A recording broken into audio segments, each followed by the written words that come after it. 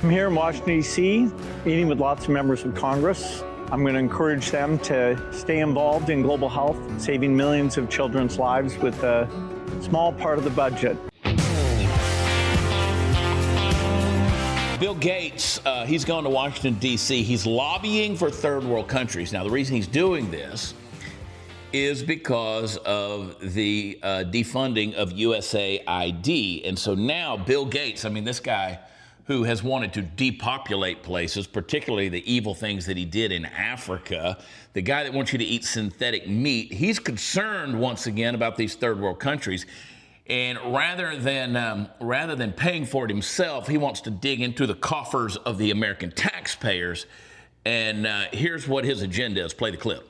I'm here in Washington, D.C., meeting with lots of members of Congress. I'm going to encourage them to stay involved in global health, saving millions of children's lives with a small part of the budget. When you ask people how much the point budget is, they often will say 5 or 10%. You know, it's less than 1%. Even so, what we do give, it adds up to a lot. You save tens of millions of lives. Unfortunately, early this year, most of the people involved with that who work for USAID were all let go, and the money was largely cut off, resulting in a lot of people dying.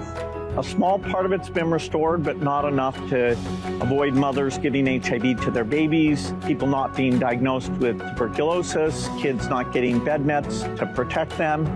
We're trying to make sure that money that Congress said should be spent on these things, that actually gets spent.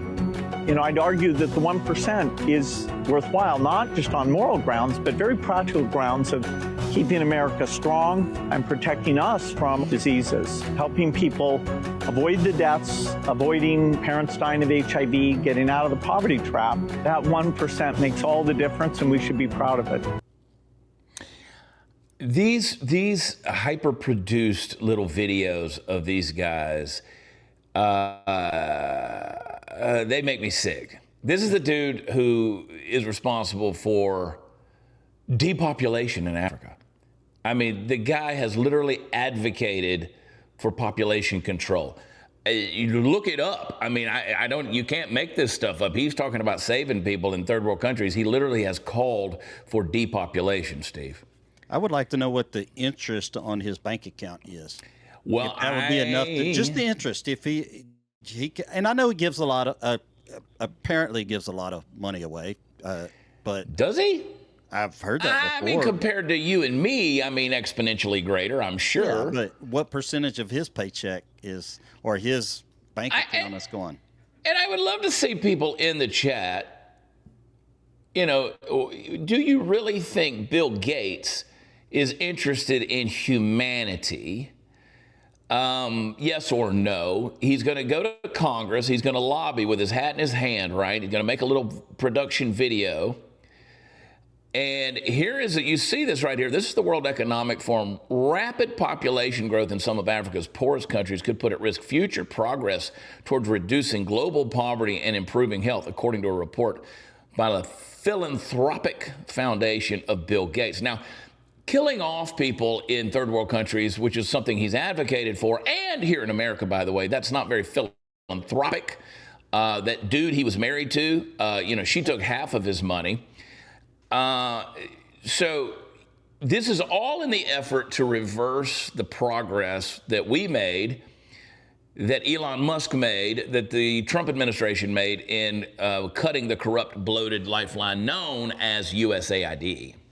But this is an example of another rich guy that's inserting himself into politics, and that's something we talked about often. Right. They're putting themselves in places because they have the money. Right. It's not because I know he's a smart guy. Okay, it doesn't mean he's smart on everything. Well, he knows how to steal. He knows how to steal smart ideas. I know that. Yep. And no question about it. He's a rich guy. I've come up with a term for this, Steve. I've come up with a term for what these guys do. And you guys can write it down. It's a mouthful, but I've come up with a term. It's globalist influence laundering. It's globalist influence laundering. That's what they're doing. And let me say, absolutely no Republican worth a grain of, I mean, with a single grain of backbone should meet with him. Not a single one. If he wants to go in there and lobby Congress, You want to fund mosquito nets and medical labs in Malawi? Listen, fine. Write the check, Bill. You got the money. What you don't have is the right to raid our national treasury like it's a private ATM for pet projects that don't serve the American people. See, that's the whole point. That's why we defunded USAID. And to be honest, Republicans are going to meet with him because they're spineless goop swamp creatures.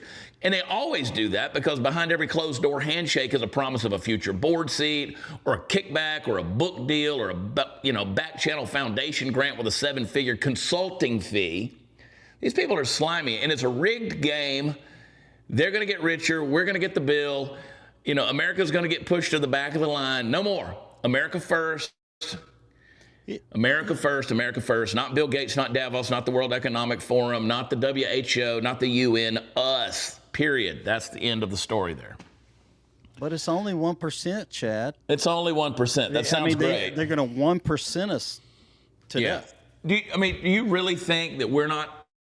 Yeah, we are the world's charity. We really are. You look at how much money we give already, and he's going to make it like we're not giving 1%. These guys know how to couch these percentage points in terms that make everybody go, oh, that's just a little bit of our treasury. No, it's actually, it's a lot. It's a lot. And we're already giving a lot to these third world countries. Just pull up a map, just pull up a charity map of how much we do give to every single country, and then measure that by how much they give back to us. Where does he live at? Do you know where he lives? Well, he's got the place. Have you ever seen his place in Seattle? Okay, let's just take Seattle. Whenever he fixes all of Seattle's problems with the homelessness, the starving people there, then branch out from there. Let's start there. It's just like your neighbors. If your neighbor came and knocked on your door and needed some bread, you'd give them some bread, right? Or of course. If you saw, you see the guy down the street, take care of your own neighborhood first, your own city. Yeah. So take a look at this right here. Countries that receive the most foreign aid from the U.S. So you take a look at these kind of things. There's Ukraine right up there at the top with, a big old fat whopping. But you got Israel, you got Jordan, you got Egypt, Ethiopia, Somalia, Nigeria, Congo, Afghanistan, Kenya, Mozambique, Syria, South Sudan. That's a lot of money. Yeah, but most of that aid it's not given to help to feed the people. It's given to control their governments and stuff like that, because that money is filtered and laundered and everything else. That's all you hear is the corruption. Even with dropping off food in some of these countries, it gets stolen and then sold. Well, even if they had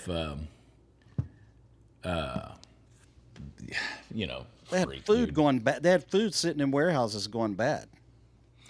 It's absolutely insane.